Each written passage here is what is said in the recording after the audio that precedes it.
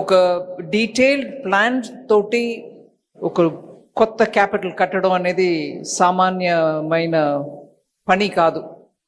కానీ దానికి ఒక సైంటిఫికలీ కన్సల్టెంట్స్ తోటి ప్లాన్ చేసి మొదలుపెట్టిన ఈ అమరావతికి financial support, financial sector support ఉండాలనే ఆ దృష్టితోటి ఇవాళ 15 ఫైనాన్షియల్ ఇన్స్టిట్యూషన్స్ ఒకే దినం వచ్చి ఫౌండేషన్ స్టోన్ వేశారు.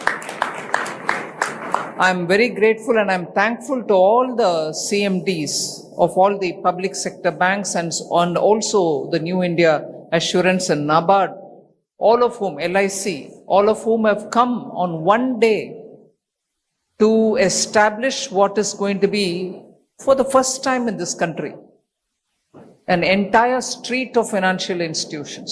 Oka capital, oka state capital lo public sector banks అందరూ ప్రెసెంట్గా ఉండడం, ఇన్సూరెన్స్ కంపెనీస్ ఉండడం, it self is a statement. అంటే అమరావతి లాగా ఫ్యూచరిస్టిక్ క్యాపిటల్ ప్లాన్ చేస్తున్నప్పుడు దానికి ఒక ఫైనాన్షియల్ డిస్ట్రిక్ట్ ఏర్పాటు చేయడం అనేది is, as the honourable chief minister said, financial district was first in Hyderabad when he was chief minister. అప్పుడు ఎన్నో కార్యక్రమాలు చేసి అవి ఇవాళ ఫుల్ ఫోర్స్లో ఫలితం ఇచ్చే ఆ స్టేజ్లో మళ్ళీ వారికే ఆ బాధ్యత వచ్చింది. అట్లాంటిది ఇంకొకటి ఇక్కడ అమరావతిలో క్రియేట్ చేయమని, దాని గురించి మనం గర్వపడడానికి చాలా కారణాలు ఉన్నాయి. అయినా it also means that his shoulders will have to take the responsibility. అట్లాంటి రెస్పాన్సిబిలిటీని మోస్కెళ్ళి డెలివర్ చేయడానికి అంత ఎక్స్పీరియన్స్ వారికి ఉంది. కాబట్టి I'm very confident that it will be very soon realized as a very good robust capital for a very prosperous state, Andhra Pradesh. My good wishes. But at the same time, I will request the banks, Andhra Pradesh ఒక స్ట్రెంగ్త్ని అర్థం చేసుకొని మనం banking functions ఉండాలి. It cannot be that you come here, you set up branch, all right, you got a regional head quarters, అది మాత్రం చాలదు. ఈ capital నిర్మాణం చేయడంలో రైతులు ఒక భాగం, పెద్ద త్యాగం చేసిన భాగం, అది మనం మరచిపోలేం. కొత్త అమరావతి అంటే ముందు మనకు గుర్తు వచ్చేది రైతులే. సో బ్యాంకింగ్ సెక్టర్ నుంచి ఇవాళ ఇక్కడ వచ్చిన వాళ్ళు, ఇన్సూరెన్స్ కంపెనీస్ వచ్చిన వాళ్ళు ముందుగా రైతులకి సమస్య లేకుండా బ్యాంకింగ్ని అందించడం మీ బాధ్యత. అది ఒక కృషి కిసాన్ క్రెడిట్ కార్డు ద్వారా ఇచ్చే లోన్స్ మాత్రం కాదు. ఇవాళ చీఫ్ మినిస్టర్ గారు ఇప్పుడు కోరిక పెట్టినప్పుడు రాయలసీమలో ఉన్నటువంటి 9 డిస్ట్రిక్ట్స్లో హార్టికల్చర్ హబ్ క్రియేట్ చేయడానికి ప్లాన్ చేస్తున్నాను అంటున్నారు. అది ఆ 9 డిస్ట్రిక్ట్కి పరిమితం అవ్వదు, దాని ఇంపాక్ట్ అన్ని డిస్ట్రిక్ట్స్లో ఉంటాయి. So banks will have to think a fresh. ఇవాళ దేశం వ్యాప్తంగా వెజిటబుల్స్, ఫ్రూట్స్ ఇవన్నిటికీ డిమాండ్ ఎంత పెరుగుతుందంటే, because middle class aspirations are becoming bigger. Above poverty line ఉన్న వాళ్ళ గురించి మాట్లాడుతున్నప్పుడు సీరియల్స్ ఎంత తింటున్నారు, అన్నం బియ్యం దొరుకుతుందా వాళ్ళకి, గేహం వీట్ దొరుకుతుందా అని చూస్తారు. ఇవాళ అది కాకుండా 25 crore పీపుల్ని మనం పావర్టీ నుంచి పైకి తీసుకొచ్చాం. అట్లాంటి మిడిల్ క్లాస్ లేయర్ వాళ్ళ ఇంట్లో పిల్లలకి మంచి పోషకమైన పదార్థాలు చేసి వాళ్ళు ఫీడ్ చేయాలని అనుకున్నప్పుడు ఫ్రూట్స్ అండ్ వెజిటబుల్స్ దాంట్లో పెద్ద రోల్ ప్లే చేస్తాయి. ఇది కన్స్యూమర్ ఎండ్.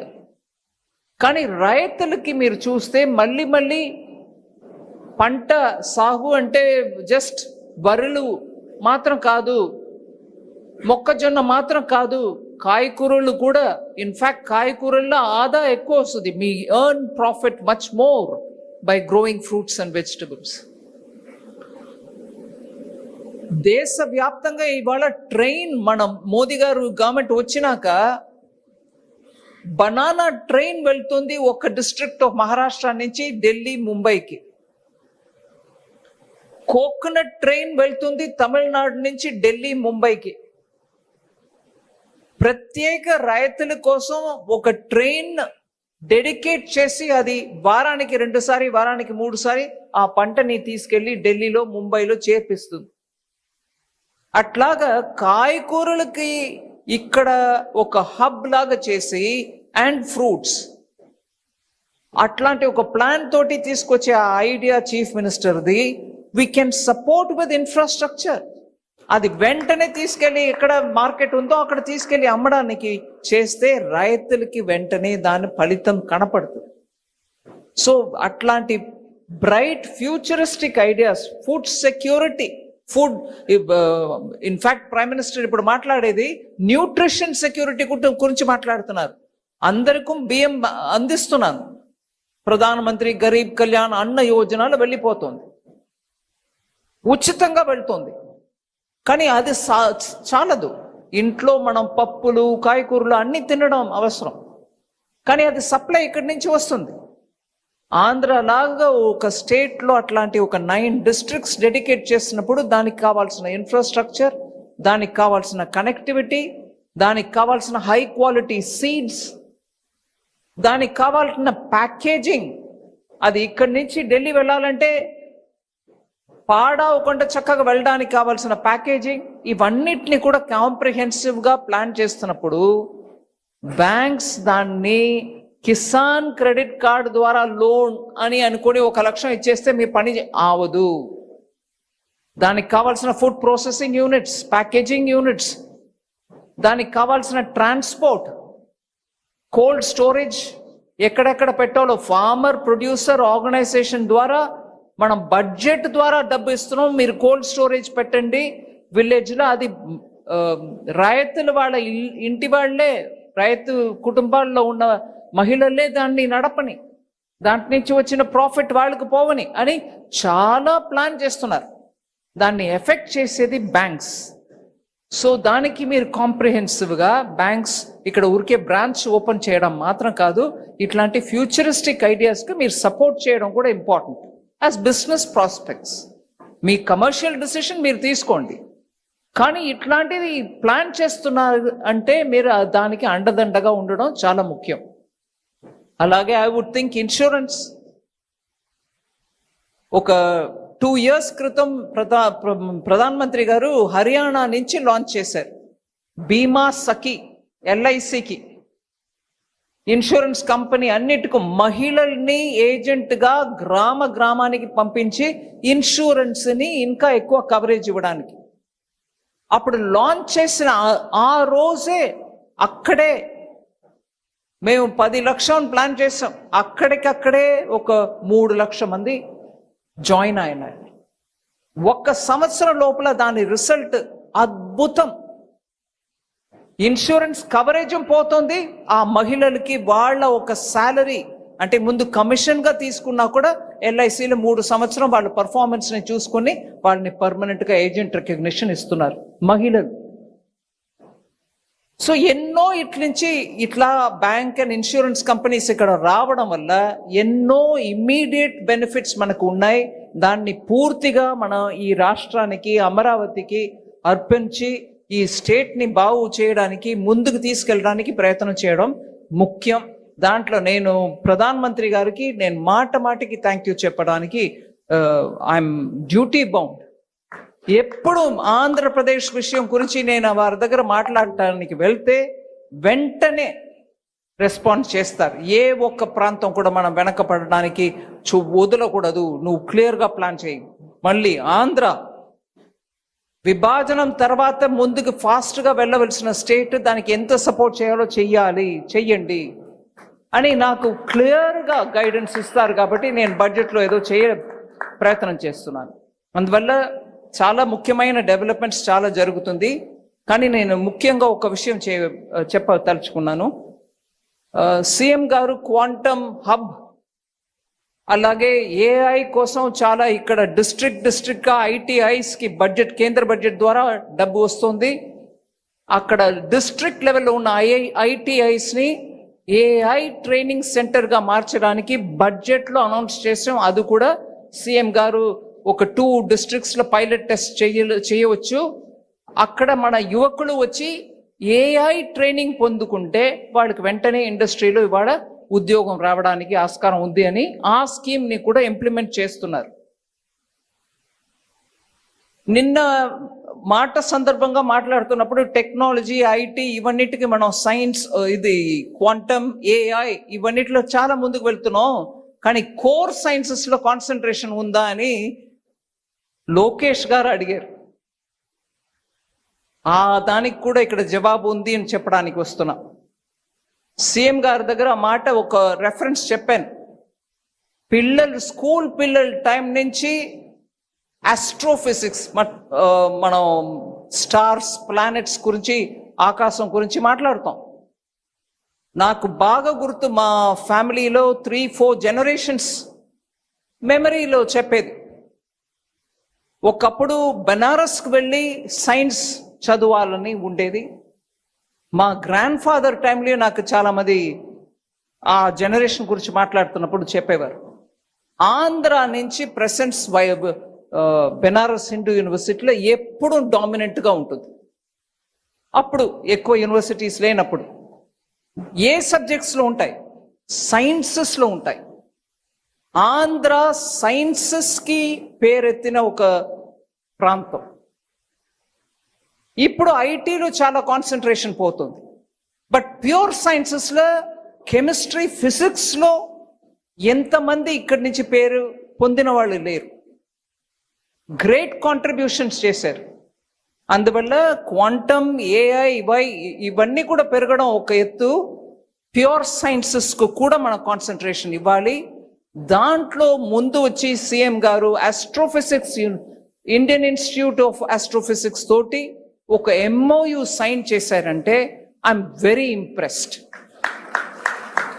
అండ్ దానికి ఇండియన్ ఇన్స్టిట్యూట్ ఆఫ్ ఆస్ట్రోఫిజిక్స్లో సింప్లీ సూపర్ పని చేసే డాక్టర్ అన్నపూర్ణి గారే వచ్చి MOU ఇక్కడ ఎక్స్చేంజ్ చేశారంటే దానికంటే హైయెస్ట్ ఎక్స్పెక్టేషన్ మనం చేయలేము. ఆమె, నేను ఒక జస్ట్ ఉదాహరణ చెప్తా. లదాఖ్లో నార్మల్గానే వెళ్తే అక్లమైటైజ్ చేయడానికి 2 days పడుతుంది. వెళ్ళే వాళ్ళందరూ కూడా చెప్తారు స్పీడ్గా నడవద్దు, మెల్లగా నడవండి, మెట్లు ఎక్కుతున్నప్పుడు జాగ్రత్త, ఊపిరి దిద్దు కష్టపడుతుంది. అంటే ఆక్సిజన్ లెవెల్ తక్కువ ఉన్న ప్రాంతం అది. అక్కడ ఇంకా దూరం డీప్ ఇంటూ లదాఖ్లో హ్యాన్లే అని ఒక ఏరియా ఉంది. అక్కడ మీకు డార్క్ స్కై అనే కాన్సెప్ట్ అక్కడ వెళ్తేనే మనకు అర్థం అవుతుంది. లిటరలీ మనం ఆకాశంలో ఉన్న ప్రతి ఒక్క నక్షత్రాన్ని మనం చూడటానికి అంత చీకటి అన్నమాట. ఊరికే బైనాకులర్ అక్కర్లా, నిలబడితే రాత్రి కనపడుతుంది మీకు ఎంటైర్ మిల్కీ వే. అక్కడ ఒక ఇన్స్టిట్యూట్ పెట్టి, ఆబ్జర్వేటరీ పెట్టి దాన్ని నడుపుతున్నది ఇండియన్ ఇన్స్టిట్యూట్ ఆఫ్ ఆస్ట్రోఫిజిక్స్. అక్కడ వెళ్ళి నిలబడితే ఊపిరి ఆడదు మనకి.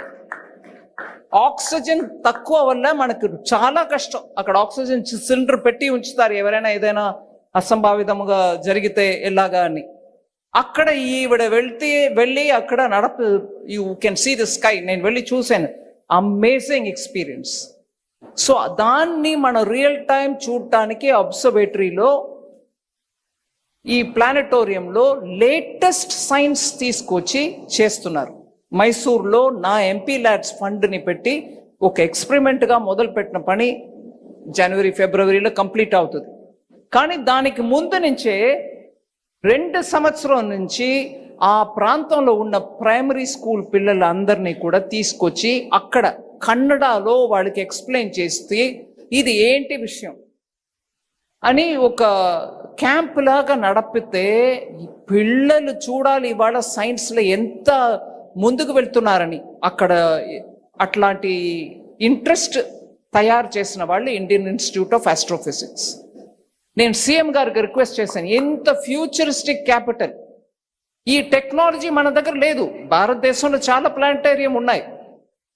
వాళ్ళు ఏం చేస్తారంటే ఆకాశాన్ని ఒక రికార్డ్ చేసి పెట్టుకుంటారు. అది ఎప్పుడైనా ఒకసారి ఒక షోలో రాత్రి మనం బిర్లా ప్లానటోరియం కూడా ఉంది హైదరాబాద్, చూసాం, మనం అందరం కూడా వెళ్ళాం. ఆ రికార్డెడ్ షోని చూపిస్తారు. కానీ ఈ టెక్నాలజీ ద్వారా మనకు దొరికేది ఏంటంటే రియల్ టైం హ్యాండ్లీలో లేకపోతే కొడైకెనాల్లో ఉన్న అబ్జర్వేటరీ ద్వారా డార్క్ స్కైలో కనపడే ప్రతి ఒక్క నక్షత్రం, ప్రతి ఒక్క ప్లానెట్, ఎంటైర్ మిల్కీ వే మనం కూర్చొని చూడవచ్చు. జస్ట్ ఇమాజిన్ అండి, మన పిల్లలకి ఇట్లాంటి సైన్స్ని నేర్పించి చూపించి వాళ్ళకి ఒక ఆస్పిరేషన్ని బిల్డప్ చేస్తే భారతదేశంలో ఇప్పుడు ఉన్నటువంటి స్కిల్స్ కంటే ఇంకా ఎంత రెట్లు మనం పెరగొచ్చు. మన సైన్స్ ఉన్న ఆంధ్రప్రదేశ్లో ఇట్లాంటి ఒక సెంటర్ పెట్టడం అంటే నాకు impressive. I'm very grateful that CM దీని ఇంపార్టెన్స్ అర్థం చేసుకొని వెంటనే వాళ్ళకి ల్యాండ్ ఇచ్చి ఆమె కూడా దాన్ని వెంటనే సీరియస్గా తీసుకొచ్చి ఇన్ అనదర్ హోప్ఫుల్లీ, నాకు మధ్యలో కోవిడ్ వచ్చేసింది కాబట్టి అక్కడ కర్ణాటకలో జనవరిలో కంప్లీట్ అవుతుంది ఆ ప్రాజెక్ట్. ఇక్కడ within 1.5 years doctor Annapurni, you should complete it. By the time the Honorable Chief Minister looks at completing some of these major projects, your planetarium should be up and running. ఈ ప్రాంతంలో ఉన్న ప్రతి పిల్ల కూడా అక్కడ వెళ్ళి కొన్ని చూసి మన ఫిజిక్స్ అండ్ ఆస్ట్రోఫిజిక్స్ అంటే ఏంటి అనేది ఒక ఫ్యూచరిస్టిక్ క్యాపిటల్లో మీరు చూపించాలి. I request you to take it up in full speed and complete it for us. ఇది more than my banks. I feel personally